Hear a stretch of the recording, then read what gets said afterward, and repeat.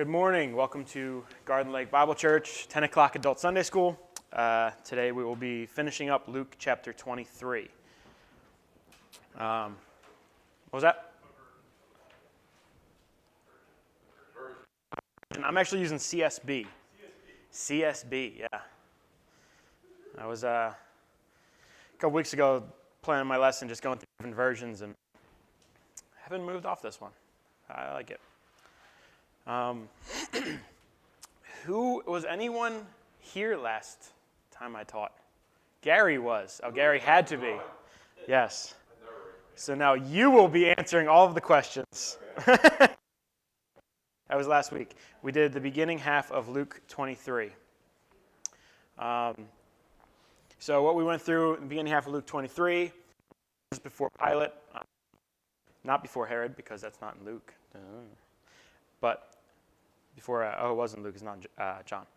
And then Jesus and Barabbas situation, all that kind of stuff. And the way to the cross with Simon Cyrenian, if I could say that right. And Christian was here last week, right? All right, good. He can answer questions too. Okay, any questions related to this section?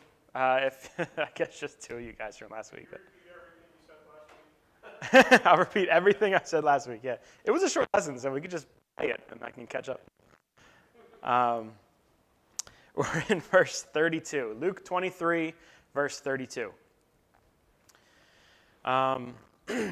Two others, criminals, were also. When they arrived at the place called the Skull, Golgotha, they crucified him there along with the criminals, one on the right and one on the left. Then Jesus said, "Father, forgive them, for they know not what they're doing." And they divided his clothes and cast lots. We're going to be stopping a lot because there's just so much packed into this. I'm going to try to not sound like it's a sermon, but at the same time, we're going to have to hit a lot of those same kind of things. Place called the Skull. This was known as, everyone knew that it was the Golgotha, the place of execution. Visible from the entryways of Jerusalem, visible from the actual city of Jerusalem. So this was a very well-known location. Jesus was placed in a parade. Obviously, Simon was carrying the crossbeam for the cross, but he was there with those other two criminals as well. As soon as they get there, we see the last part I read there, and they divided his clothes and cast lots. So he was already on the cross by the time we get into that first statement by Jesus. Father, forgive them because they know not what they are doing. Him referring to the people who are looking at him. A lot of times we have this picture of Jesus on the cross where, there's people standing below him and looking way up kind of thing. But realistically, chances of having a cross that's 30 feet tall is ridiculous. More likely his feet would be 2 to 3 feet off the ground. So, you could hold Jesus like that. That's how close he was when these people were around. If it were one of the bigger, we always see depictions of the cross as Jesus on a taller one and two small ones next to him. That could have been real. A lot of times that's glorified, like when the pictures of Jesus with the little halo and all those guys. Obviously they didn't walk around with little halo glowing around their heads. But they did often have a more centralized cross for the person who's kind of like the worst criminal or like the head of a criminal group, those kind of things, so to make an example of it. Depictions in that way, give or take, could be true, with a little bit higher of a cross. But when you're thinking of this, when you're reading this, picture it as an intangible during this situation. Picture it as the people who were there, like his mother would have just been able to hold his feet, would have been able to do those kinds of things. So he's there, he's close with them. When he, go ahead. Was any of that, you said you were lined up on the way to the city, right? Correct. Is any of that a warning? Dude. A silly reference is Pirates of the Caribbean. In the beginning of Pirates of the Caribbean, there's a stone arch, and the ship's coming in, and you see three pirates being hung. This is what we do guys, don't do bad stuff in our city. I'm here to cause trouble. You're going to be out there with those guys. So that was very common. You see it along major city entranceways. You see that kind of stuff. Now, Golgotha would have been visually near the main entry roads, but it probably wasn't alongside. So it was, there where you can and you see Golgotha, the place. And according to some archaeologists, there is actually a rock Jerusalem that resembles a skull. Be that. They might have actually chose a rock that looks like a skull to be the skull, the place of death. So there's a lot of this kind of stuff. There's so many people over the years who were like, oh, I found this. Well, did you really, dude? So it's kind of hard to decipher. But none of that really matters theologically at this point. It's just kind of cool stuff that kind of goes along with this. Anyway, the last part, and they divided his clothes and cast lots. And it's important to know that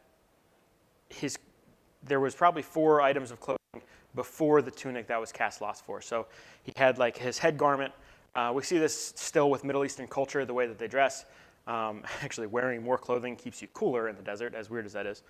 But they had a headpiece, the outer tunic, the girdle, and the sandals, and then the inner tunic. The inner tunic is the one that we see in Leviticus where you can't have a seam in it. It can't be made out of more than one fabric, those kind of things. So that's the one that they were casting lots for because they didn't want to tear it up into pieces. So they did that kind of thing. There's also a reference.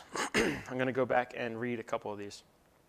That is one of the prophecies that was fulfilled during Jesus.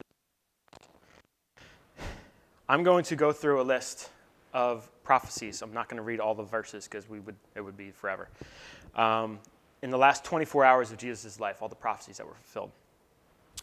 Psalm 41:9, betrayal by a friend. Zechariah 11:12 and 13, sold for 30 pieces of silver. Zechariah 11:13, money thrown down in God's house. Zechariah 11:13, price given for the potter's field. That's where we see Judas where he hangs himself. Psalms 109:8, Messiah betrayed. Messiah's betrayer would have a short life and be replaced. We see that with Matthias. Matthias, is that his name? Brought in after Judas. Zechariah 13, forsaken by his disciples, the rooster crow. Psalm 35:11, accused by false witnesses, outside of Pilate's house and all that. Isaiah 53:7, mute before accusers. Isaiah 53:6, imprisoned and persecuted. Isaiah 53:5, wounded and bruised. Isaiah 56, also Micah 5:1, smitten and spit upon. Psalms 22:7, mocked. Psalm 109:24, fell into the cross. Psalm 22:16, hands and feet pierced. Isaiah 53:12, crucified with thieves. Isaiah 53:12 and Psalm 109:4, made intercession for his persecutors. Isaiah 53:3, rejected by his own people. Isaiah 53:4, thought to be cursed by God. Psalm 69:4, hated without a cause. Psalm 22:12, surrounded by evil spirits. There's still more, stick with me. Psalm 38:11, friends stood afar off. Psalm 22:17, people shook their heads. Psalm 22:17, stared upon. Psalm 22:16, surrounded by Gentiles at his crucifixion. Psalm 22:8, surrounded by Jews at his crucifixion. Both very important parts of that. Psalm 22:18, garments parted and cast lots. I swear I'm almost done. Psalm 22:15, suffered thirst. Psalm 69:21, gall and vinegar offered to him. Psalm 22:1, his forsaken cry. Psalm 31:5, committed himself to God. Psalm 34:22, his bones not broken. Psalm 22:14, they crucified the Messiah. Isaiah 53:6, sin bearer for all mankind. Isaiah 53:8, would be killed. I'm going to need a drink in a minute. Psalm 22:14, they crucified the Messiah. Isaiah 53, if I repeat any of these, if I went back by accident. No, we're still good. Isaiah 53:6, sin bearer for all mankind. Isaiah 53:8, as well as Daniel 9:26, would be killed. Zechariah 13:7, would be a violent death. Psalm 22:14, his heart broken. Zechariah 12:10, pierced his side. Amos 8:9, darkness over the land. Isaiah 53:9, buried in a rich man's tomb. All of those have corresponding New Testament verses or gospel verses, just explaining Actually, all of those. Like, you missed like 5. I'm sorry. A lot of them are in Psalms. That was from David. How can someone hundreds, if not thousands, some of these are even older than that, thousands of years before Christ, exactly say word for word the things that Jesus Christ is going to do? Not the things he said. Jesus could have read, and repeated words that he saw in the Old Testament. That's fine. We can all do that kind of thing. But things that happened to him, things that were not his choice, handed gall and vinegar. You think he asked for it? You think, oh wait, I got to fulfill that scripture. It is insane the amount of prophecies that Jesus Christ fulfilled, and this point in scriptures, and we get to see obviously a lot of them. People say the Old Testament isn't applicable today. Well, the gospel is applicable today, and half the gospel is in the Old Testament. So obviously, there is references that we need to take away from this. We are in Luke 23. And we're going to be in 35. So there's a lot of things that happen here that would be ringing bells for the Jews who were in the crowd.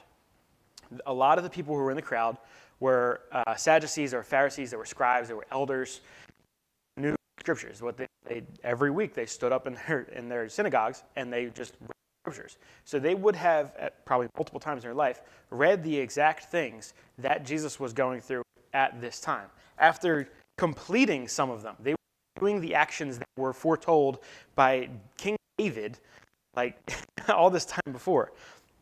They're still there fulfilling these prophecies, and they divide the clothes and cast lots. It's just insane. 35. The people stood watching, and even the leaders were scoffing. He saved others. Let him save himself, the chosen one. The soldiers also mocked him. They came offering him sour wine and said, "If you're the king of the Jews, save yourself." An inscription was above him, "This is the King of the Jews." That got some people really upset.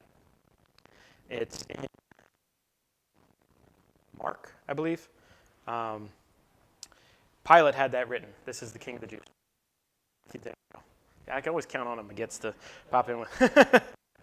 I always forget to write those references down. Every single time I teach, I forget to write those references down. It is written in there that Pilate had it written, the King of the Jews. But the Pharisees were very upset because they did not view him as the King of the Jews. And Pilate's like, "I wrote what I wrote. Get over it." Obviously, Pilate had no idea of the truth of that we obviously know that this is the King of the Jews. Pilate did without any idea of what he was actually doing, but how true it all was. Then one of the criminals hanging there began to yell insults at him. "Aren't you the Messiah? Save yourself and save us." But the other answered, rebuking him, "Don't you even fear God, since you are undergoing the same punishment? We were punished justly because we were getting back what we deserved, the things that we did.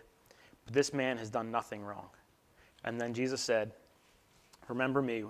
And then he said, "Jesus, remember me when you come into your kingdom." And Jesus said to him, "Truly, I tell you, today you'll be with me in paradise." Several things in there. These guys were associates of Barabbas. After all of Barabbas' rebellion and murder and stuff like that, you don't go about, staging a coup and having a rebellion by yourself. There was, people to go with you. And just, a couple hours before, really, was the time. So it would have been from that same group. These guys would have been in the same lineup, kind of thing.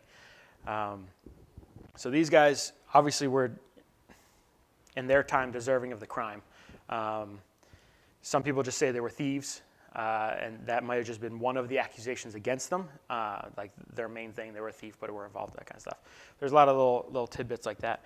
But they understand they were deserving of the they were in. And this is one thing that you can hear the phrase from the womb to the tomb. And this is one of the reasons that people will cite as a reference to why Christians should be against capital punishment. Because if you have an untimely death given to you by the hand of a man, you might not get to the point where you can say, and become a Christian, and have that offer of salvation where you are be able to be brought into the kingdom. And that's not our decision to make. It was a pretty good argument for that kind of thing. But as weird as this is, when I tell you the truth, today you'll be with me in paradise, that's in multiple ways for a guy. One, because he is now saved.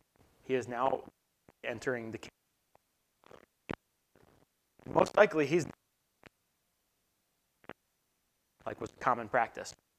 The way the punishment was back then with the cross, you could for several keep getting water and stuff like that. You can days. They would often to prolong torture, so that way people entering the city who were up to no good can see this person has been suffering here for 4 or 5 days. So suffering won't be as long. So two different ways of making that guy much more comfortable in his situation. Continue comments, or there's so much in these verses. So if you have any thoughts or opinions, nothing. No? Okay. Verse 44. And it was about noon, and darkness came over the land until 3, because the sun's light had failed. I love that the way it's translated, because the sun's light had failed. The common thought is just, got really cloudy. But the way of wording it like that, because the sun's light had failed. The source of it, now a lot of these people back then were, worshipers of the sun and the earth and that kind of stuff. And to see that the sun had failed, just the most powerful thing and the most reliable thing in all of existence that they could know, the sun above us, had failed. The curtain of the sanctuary was split down the middle. And Jesus called out with a loud voice, "Father, into your hands I entrust my..." There's a lot of, there's, trying to just, it's hard when there's different phrases from other, different perspectives and different things Jesus said in the other Gospels. But we're going to just skip them for now. We'll hit them when we get into those books. But "Father, into your hands I entrust my spirit." Saying this, he breathed his last. What a powerful statement. This, what we see from the next step where the spear is put into his side, the medical examiners kind of group has reported the possibility of Jesus' heart actually bursting, that he had the power to just open his heart and stop his life, because he is Jesus and can do that. So into your hands I entrust your spirit. Saying this, he breathed his last, where he has the actual, Jesus Christ has the ability to, at that point, know that his work on earth was finished. Obviously, he was not going to be, walking around preaching to people anymore. His time as the incarnated Son of Man, Jesus Christ, was finished. And the point of him being there, taking the sins of the world, was finished. It doesn't say in this one, but, Tetelestai, where it is finished. I know I'm not supposed to go out of this, but there is that moment of everything that Jesus was there to do. All of the things were accomplished at that moment. Into your hands, trust my spirit. I'm done. We're done with this. Saying this, he breathed his last. When the centurion saw this, he began to glorify God, saying, "This man was really righteous." The crowds had gathered for the spectacle. When they saw what had taken place, he went home, striking their chests. All who knew him, including the woman who was watching these things. I'm going to have to, but in the Gospels, we see who was there at this time. Jesus' mother was there. John, who was most likely his cousin, was there. There was 2 of his aunts were there, Jesus' aunts, both on his mother and his father's side. So this family is there. These surrounded by people who believed in the work that he was doing, who believed in who he was, And this centurion and the others that were there, obviously there were many of them, enough to cast lots and figure that kind of stuff out. But and centurion meaning leader of 100. There were a bunch of guys there, and to see the leader, the centurion, is the one who says this kind of thing. He wasn't saying it, not heard by others. This is something that your leader, the guy that you served until death, says, man was really righteous. That means something went down, that he would step into that and contradict almost the things that Pilate had said, the reason that they were there. All the crowds had gathered for the spectacle. When they saw that, they had taken place and went home striking their chest. Now, just before this, we see where John was talking with Jesus, and Jesus looked at Mary and said, "This is, behold your son, and woman, behold your mother." At that moment, John left. He wasn't there for actually the last breath of Christ. He left with Jesus' mom, and you don't need to watch your son actually die. Took him away. But others stayed. Others stayed to watch the Palestine moment. They were there for the earthquake. They were probably from their position able to see the tomb shook open. They were broken open, these tombs. In that same moment of broken open tombs, we get to see in Acts, which I hope we're getting to after this, where there was people raised from the dead in that moment. In that, so we don't know for sure, but there's a chance that centurion sitting there watching the sun fail, feeling the ground shake, watching tombs crack open, and possibly people raised from the dead in that moment and walk off into the distance because they didn't come back until Jesus was raised from the dead. Just imagine those situations happening. Everything dark, you're shaking, tombs are breaking, stands up out of a tomb and walks away. Okay, yeah, this man was really righteous. This all is coming together and makes sense. And enough people saw that they went home striking their chests. Same kind of idea that we see in Job. That's probably coming through on the mic, sorry. The same kind of idea we see in Job with that type of mourning. We don't see, the ash on the head or tearing of the hair, that kind of stuff. That would probably even happen after this for that kind of mourning stuff. But the first step of understanding the power of this situation, the striking their chest on the way home. Kind of a dramatic society in that way. We tend to hide our emotions more. They were just straight. They would just show you. Knew him, including the women who had followed him from Galilee, stood at a distance watching these things. People who already knew, were standing back like, we knew this was going to happen. We got to watch all this, and from their perspective, they got to just see these people get saved. Because now they knew who Jesus was. They knew that he was righteous. They knew they watched him, bring that other guy into paradise with him. They stood at a distance able to watch these things. The last section, burial of Jesus. Any questions, comments, thoughts? I was thinking with the centurion, he had a choice, but I think he had no choice but to shout out what he was seeing, putting it all together in his head. It was like he had no choice just to shout it out because he was just so taken back by these events that were happening. And I believe as we as believers, we might not completely shout out, but I think those at that moment of recognition of their salvation, that they just have no recourse but to shout out and say, "Yes, Lord, I believe you suffered and died for me." Similar reaction. The overpowering truth, you just can't you can't deny it. And you got to know that, like, with his people there, they're warriors, so they're constantly aware of their surroundings. Their eyes are darting around as all these things are going on, and none of them are any more stoic and stable. They're all in panic mode almost, dealing with this. So there's all of that going on, so that this is real. That overpowering moment where you can't win. You just in straight up amazement. Gary. So this is Dr. Luke that's writing this here. It's amazing to me what Dr. Luke notices, what's going on around him. You would expect him to be eyes focused on, what's happening up on the cross specifically, giving us maybe a little bit of detail on the lacerations, the contusions, that kind of thing. But instead, his eyes are drawn, number one, to the plaque that says King of the Jews, which is confirmation of, obviously this is, not Luke that's there, he's reporting on it, but these are the details that stand out to him, the fact that the sun went out.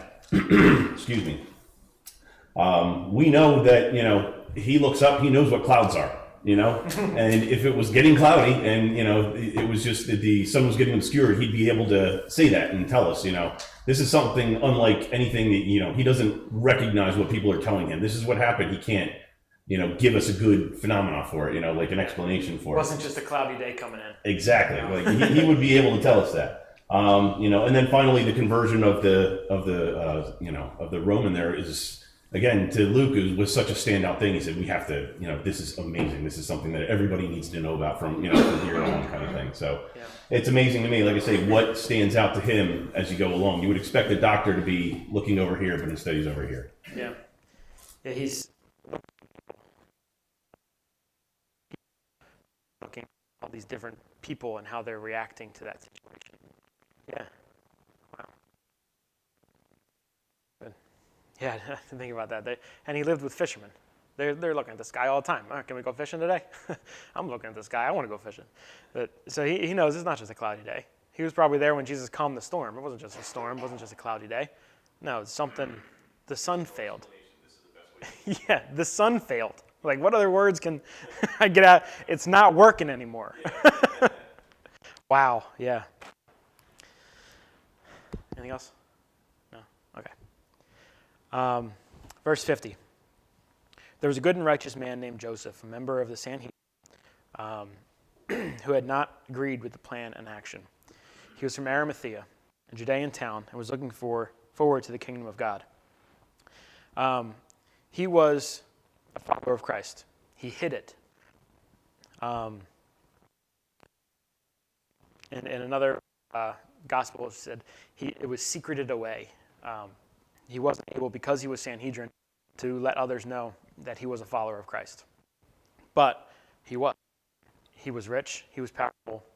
And this was the time where he's like, screw it. I can't hide it anymore. I can't hold back what I believe in who Christ is.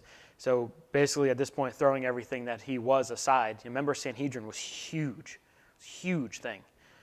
And right here, other members of Sanhedrin, that's it. He's going to be kicked out. He had not agreed with their plan and their action. We don't know if he was vocal in the court of Pilate, when everybody was throwing accusations. We don't know if he was saying stop because of the way he had to secret himself away for fear of being killed by his fellow guys there.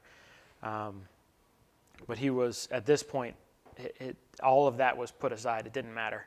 All of who he was up until this point was put aside. It did not matter.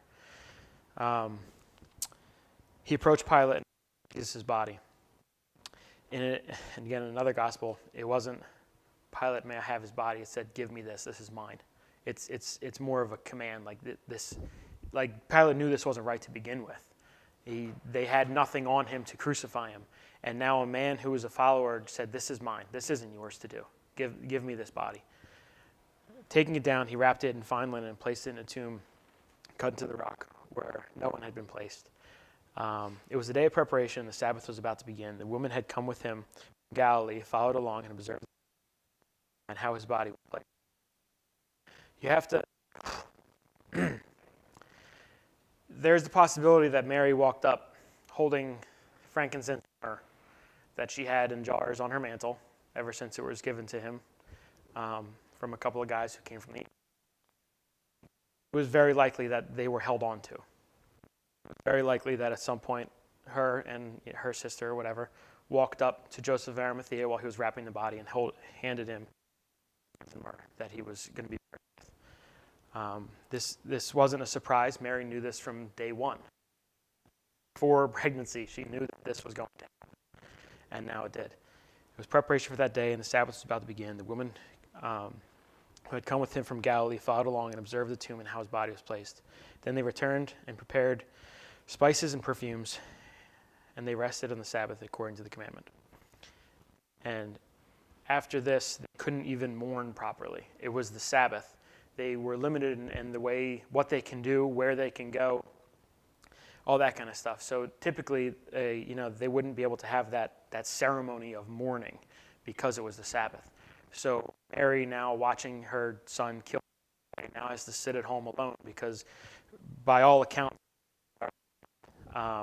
we don't see Joseph in any of the Gospels because a lot of people think that Mary was a widow at this point. So there's that even likelihood that she was home literally alone because even the other Marys couldn't be there because it was a Sabbath and you can't go certain distances and stuff. And that's where it's left.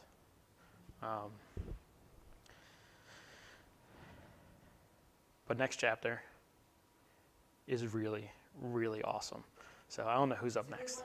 It's a good one. Guys, this story ends really cool. If you haven't read it so far, don't read ahead because it's going to be really cool next week. Yeah, there's a big surprise ending. I don't know if you ever saw anything. There's a spoiler. Yeah. The cross is empty, and so is somewhere else. Well, we know the cross is empty. That's already here, okay? I know some people still have him on the cross, but we're not going to have him. He's off there. Any other questions or comments? I guess one thing I noticed about Joseph of Arimathea that I didn't really think about before is he has to be a very important, prominent person that he would even be allowed to approach Pilate and even request for his body. Because if he was just some common guy, just some good Samaritan, he wouldn't even be able to get within speaking distance, or, they wouldn't even hear his request. The fact that he was able to just go to Pilate and, get the body and have his request granted, that just shows his standing, that, and how much, he was risking to throw away for this situation.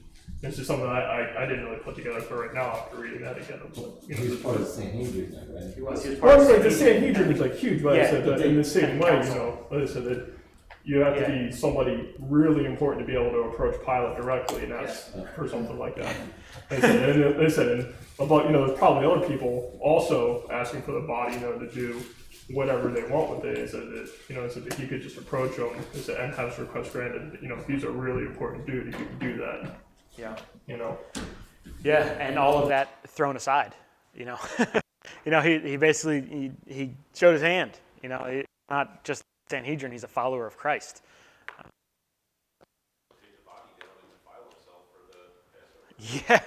Yeah. Yes, another part of it. Defiled himself. Yeah. I'm not real familiar with the Sanhedrin, but if you're part of that, do you have special privileges to go to Pilate or to take him up to court? You would have been a higher member So of you get those privileges? Or? Yeah, kind of. Like you would have been identifiable. That's Arimathea. Yeah.